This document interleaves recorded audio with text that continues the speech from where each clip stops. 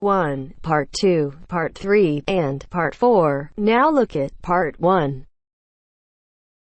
Part 1. John Helston, a student from London University, wants to know some information about a 21st conference. You'll hear a conversation between John and university staff. Now you have some time to look at questions 1 to 5.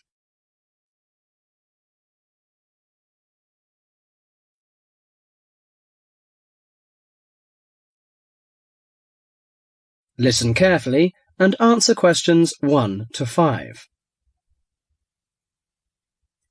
University, good morning. Oh, good morning. Can you put me through to the School of Architecture, please? Certainly.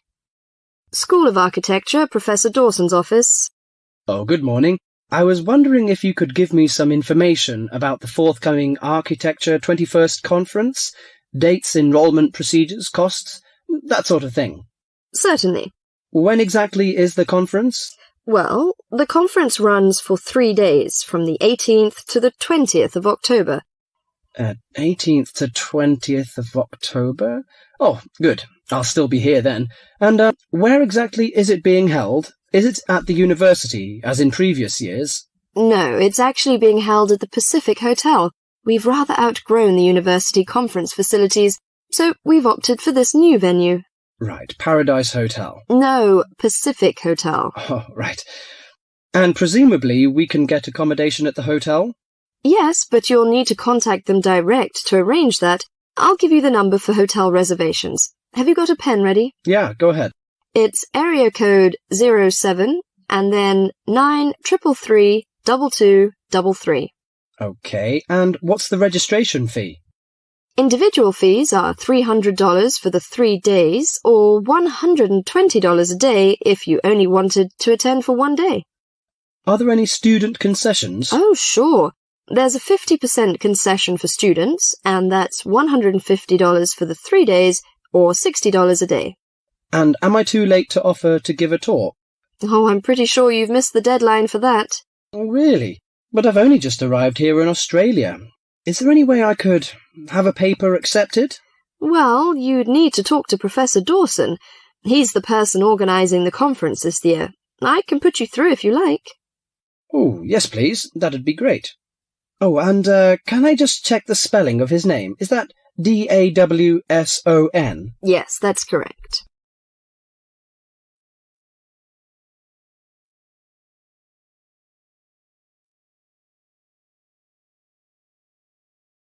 Before you hear the rest of the talk, you have some time to look at questions 5 to 10.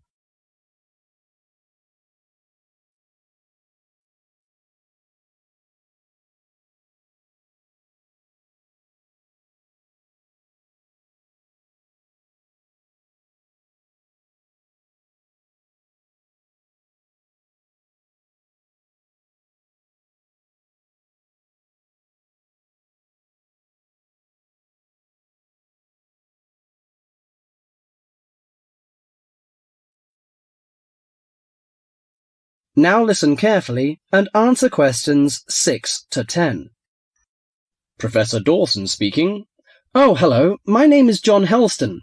I'm an architecture student at London University. I'm here in Australia for 3 months, looking at energy-saving house designs.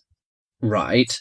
I'm interested in giving a talk on my research at the conference, but I believe I may have missed the deadline. Well, strictly speaking, you have. The closing date was last Friday. Oh, no! But we may be able to include your paper if it fits into our program, but you'll have to be quick. Okay, what do I need to do? Send me an outline of your talk, and make sure you'd include an interesting title for the talk, something to attract the delegates' attention. Okay, interesting title, right? The outline should be no more than 300 words, though. Right. I should be able to keep it down to 300 words, but would 400 be okay? No, not really, because we have to print it in the proceedings, and we just don't have the space. Sure, I understand. And also, can you send me a short CV, the usual stuff, name, age, and qualifications, that sort of thing? Right, include a brief CV. Actually, you can email it to me. That'd be quicker. Sure. What's your email address? Well, the best thing would be to send it to the conference administrative officer. The address is admin in lowercase, you know, in small letters. Right. So that's admin@uniconf.edu.au. Right. I'll do that straight away. Thank you very much. You've been very helpful. Okay, well, we hope to see you in October then. That is the end of part 1. You now have half a minute to check your answers.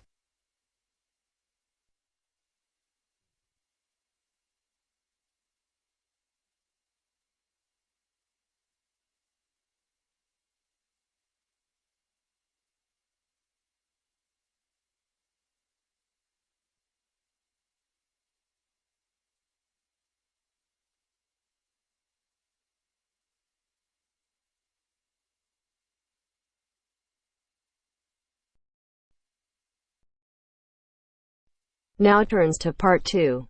Part 2. You will hear part of an introductory talk to a health club. Listen carefully and answer questions 11 to 15.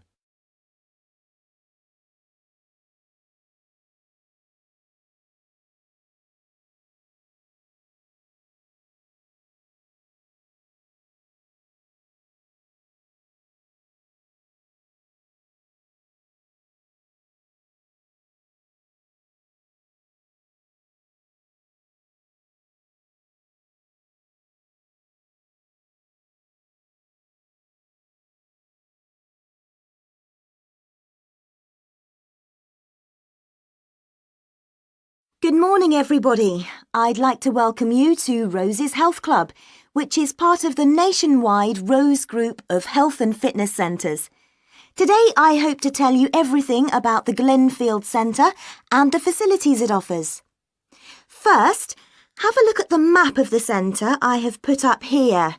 There's a copy of it in your information packs. As you can see, we have a range of facilities. We are here at the meeting point, next to the reception desk. If you get lost, which is unlikely, make your way here. The main feature of the health club is, of course, the swimming pool. This is a 25-metre pool divided into 3 or 4 lanes. Access to the pool is normally through the changing rooms for obvious reasons. To get to these, bear left as you come through reception, and as you follow the corridor, they are the 2 doors immediately to your right. First the female changing room, then the men's. If you follow the corridor right to the back of the building, you'll find one of our most popular features, 3 state-of-the-art squash courts. We keep them in very good condition, so if you're keen on that sport, I'm sure you'll appreciate the quality. Right then, I'm sure what many of you are thinking of joining for is access to the gym facilities and activities like yoga. We've got lots of space for this, and these are all situated on the left-hand side of the main corridor, opposite the changing rooms and squash courts. At the far end, you'll find the fixed and free weights room. There are lots of fixed weights machines, and you'll also find exercise bikes and rowing machines. Next to that, directly opposite the changing rooms, there's access to our sports hall. This is where yoga classes, martial arts, circuit training and other classes take place. We even have badminton and table tennis sometimes. OK, moving on from the sports, there are 2 other things to point out. One is a small door next to reception to the left as you come in. This takes you into the staff training room. This is important because you'll know where to find us in an emergency, and it doubles as a first aid room in those circumstances. Finally, last but not least, there is another corridor to the right as you come in, and that leads you to the cafe lounge on one side and the viewing area for the swimming pool on the other. Before you hear the rest of the talk, you have some time to look at questions 16 to 20.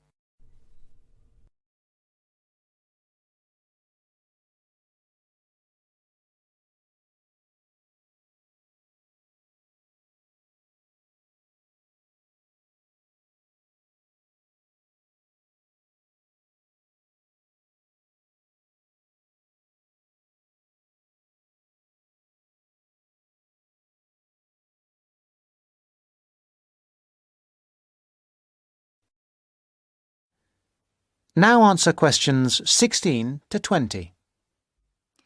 Now, we will go for a little tour in a moment, but first I'd like to tell you a little about the different kinds of club membership we have, so that you can be thinking about what you want as we go round.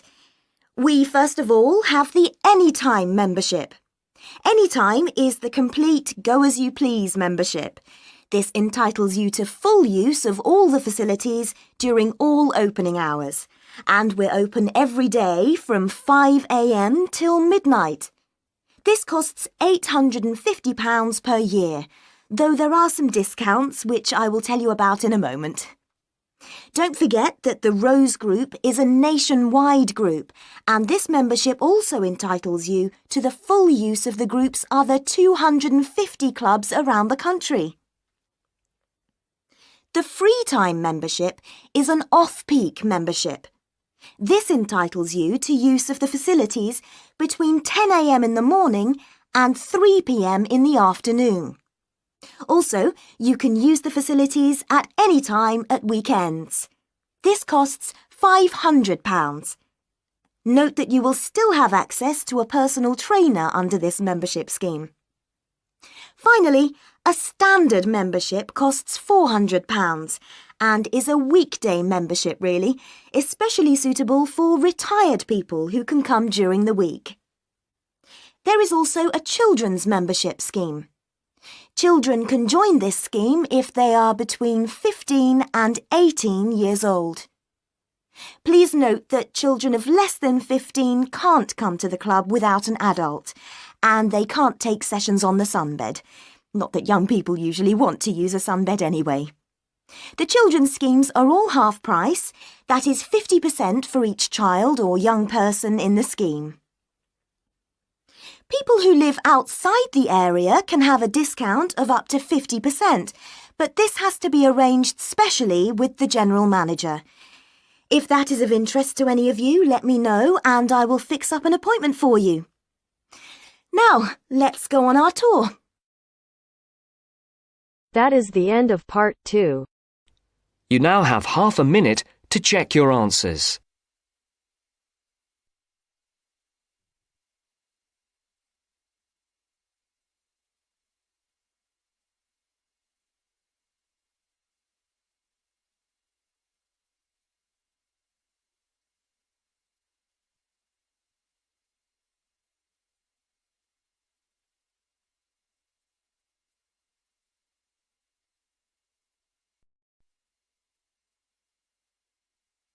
Now turns to part 3. Part 3. You will now hear a radio talk on agricultural regulations. First, you have some time to look at questions 21 to 25.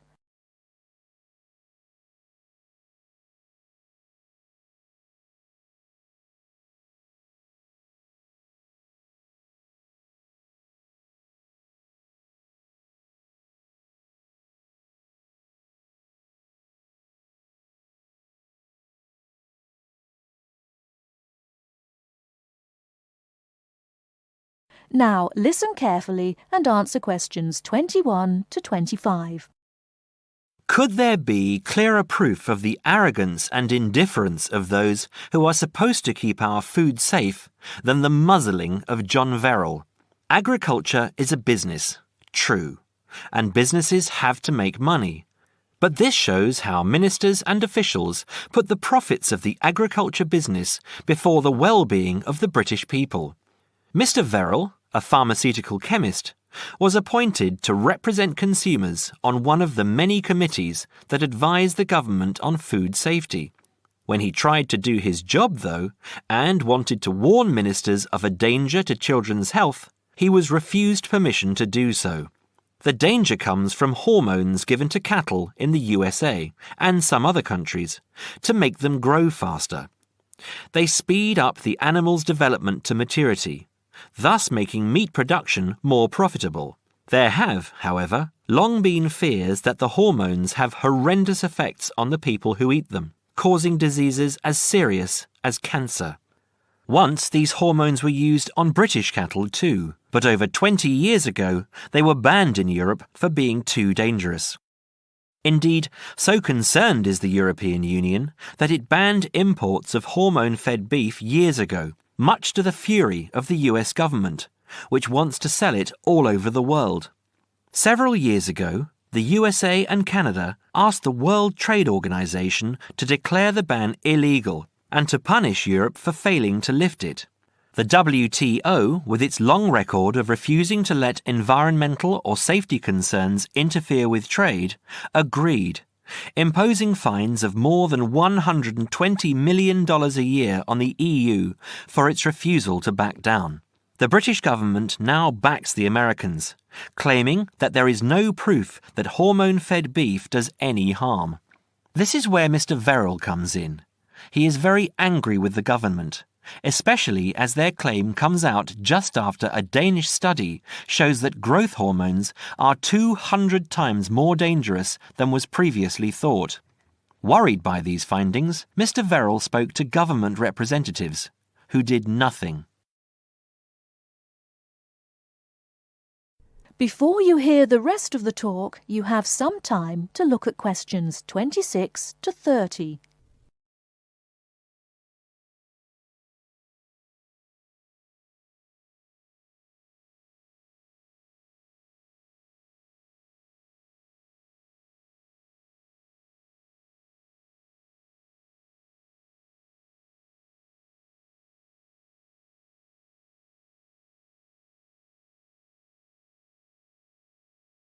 Now listen and answer questions 26 to 30.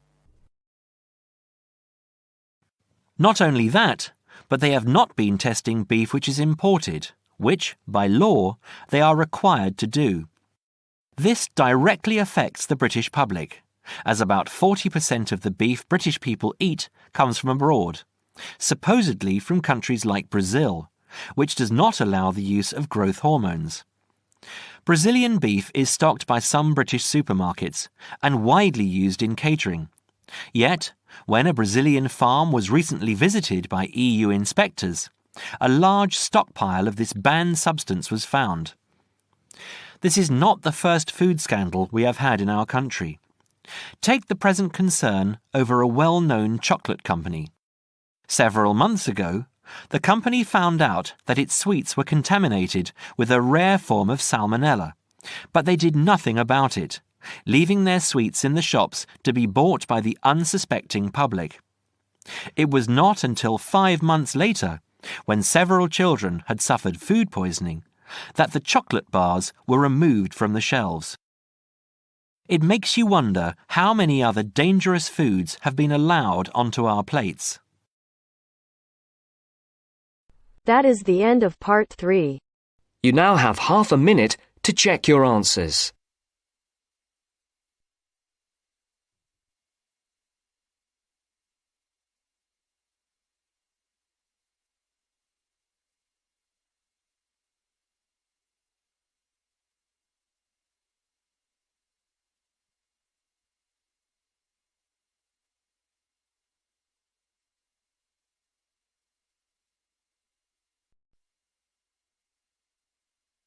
Now turns to part 4. Part 4. A second session on interview skills. First, you have some time to look at questions 31 to 40.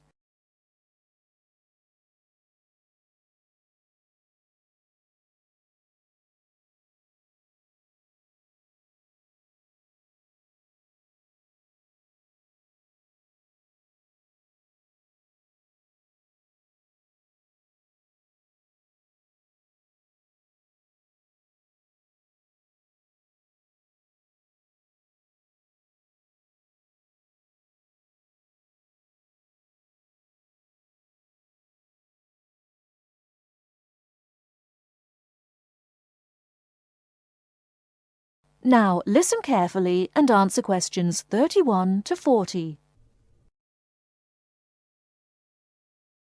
Hello there everyone, and welcome to our second session on interview skills. Now we have already looked at what to say in the interview and what to wear. So let's consider non-verbal behaviour, or as it is more often called, body language. Believe it or not, research has shown that this is what makes the strongest impression on people we meet. Frequent eye contact is one aspect of body language which goes down very well with interviewers and creates a good impression. Looking at people means that you're sure of yourself and confident. In fact, one famous car company even makes a note of the level of eye contact candidates make during their recruitment process for this very reason. So it is very important to maintain eye contact, but be careful how you do it. Avoid staring, as this is a sign of hostility. But avoiding eye contact altogether and looking away or down is even worse. But the general message is maintain that eye contact. Believe me, the eyes have it. Now, along with eye contact, smiling is one of the other important non-verbal actions which say more to the interviewer than any answers you give. A good way to create a good impression during the first few minutes of your interview is to smile warmly when you meet the person or people who will be interviewing you. It shows them that you are relaxed. Facial scanning takes a triangular route, from the eyes down to the mouth and back to the eyes. Even when you aren't speaking, an interviewer will be noticing your mouth, so give a relaxed smile whenever you feel it is appropriate. Now, not surprisingly, interviewers pay most attention to a person's face or head during an interview, and they certainly pick up a lot on what they see. Researchers have identified nodding as going down very well with interviewers. This simple gesture shows that you are listening and paying attention. Another useful head gesture is to tilt your head slightly to one side. Now this reinforces that you are listening well to what the interviewer is saying to you. However, tilting your head back isn't such a good idea, as this signals arrogance. And drooping your head forward indicates that you are lacking in confidence. And as we all know, that is exactly the opposite of what an interviewer wants to see. So the message is, mind your head. Now posture, or the way that you carry yourself, is an important area of body language to be aware of. And it is one of the first body language signals that interviewers read as you enter a room. Posture also matters when you're sitting down. A well-supported position, with your shoulders square and sitting full back on the chair, will give the impression that you are confident, which is just what the interviewer wants to see. I once interviewed a candidate who perched right on the edge of her chair throughout. I kept feeling that she was about to run out of the room in terror. However, occasionally leaning forward slightly when the interviewer is speaking reinforces the message that you are keen and interested, as well as showing the interviewer that you're actually listening to what they are saying. But don't overdo it by leaning too far forward. That can be a bit distracting for the interviewer. Now, we all tend to use our hands to gesture, especially when we are explaining something or as we become involved in what we are saying. This is fine. It shows that we are keen and perhaps even excited about something. However, what can work against someone at an interview is when they fidget. This kind of moving about is, of course, what we do when we are nervous, and fidgeting can be very distracting to watch. So if this is a problem for you when you get nervous, it is a good idea to practice sitting with your hands gently resting in your lap or on the arms of the chair. Try not to fold your arms though, as this tends to look uncomfortable or hostile. But whatever movements you make, be careful with your hands. They need to be kept well away from your mouth, head or face. In fact, experts say that when a hand flies up to or over a person's mouth, it implies that the person is worried or wound up about something. For most of us, staying calm in an interview situation is a challenge, so putting in a bit of practice in advance will help. So, to end with, here are a couple of suggestions on how to improve our body language. A good idea is to choose a role model, such as an actor or fictional character, or a public figure or someone you know. Then sit calmly and imagine that you are this person. Now, other countries have different body language signals. So remember that if you are being interviewed abroad, you may want to check if there are any special gestures to avoid. It's also a good idea to get used to reading body language signals. You can do this by simply watching how people interact in public places, such as on the streets or in restaurants. And finally, when people have struck up a rapport, it is reflected through the natural mirroring of each other's body language movements. So you can use this to your advantage by occasionally mirroring the interviewer's own movements. For example, if they lean over to one side, you can do the same a few seconds later. It helps to create a special effect known as similar to me. But don't do it too often or the interviewer will notice. Now, any questions before we move on to interview listening skills? That is the end of part 4. You now have half a minute to check your answers.